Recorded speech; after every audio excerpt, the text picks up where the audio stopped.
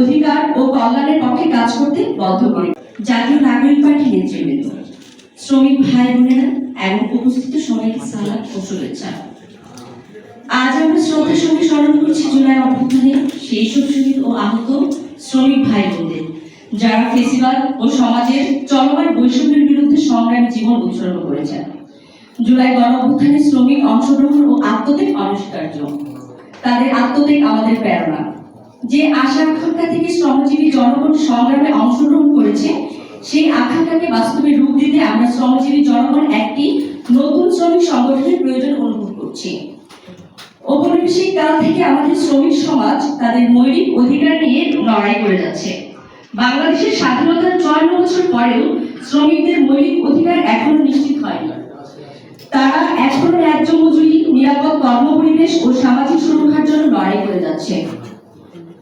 আমাদের সংগঠনের মূল লক্ষ্য হবে শ্রমিকদের অধিকার রক্ষা, সঠিক নীতিমালার মাধ্যমে তাদের কল্যাণ নিশ্চিত করা এবং রাজনীতিতে সক্রিয়করণের মাধ্যমে জাতীয়ভাবে শ্রমিকদের কণ্ঠস্বরকে শক্তিশালী করা। দেশের উন্নয়নের মূল চালিকা শক্তি আমাদের শ্রমজীবী মানুষ, অথচ তাদের জন্য এখনো ন্যায্য নীতিমালা তৈরি হয়নি। আমরা এই নীতিমালা পরিবর্তনের জন্য কাজ করব। আমরা শ্রমিকদের প্রশিক্ষণ, আইনি সহায়তা, সংগঠিত আন্দোলন, নীতি নির্ধারণী পর্যায়ে শ্রমিকদের স্বার্থ সংরক্ষণের জন্য প্রতিশ্রুতিবদ্ধ হয়ে কাজ করব। জাতীয় নাগরিক পার্টি সবসময় শ্রমজীবী মানুষের অধিকার ও কল্যাণের পক্ষে কাজ করতে বদ্ধপরিকর। আমাদের সংগঠন পার্টির সহযোগিতায় শ্রমিকদের ন্যায্য দাবি আদায়ে অগ্রণী ভূমিকা পালন করবে।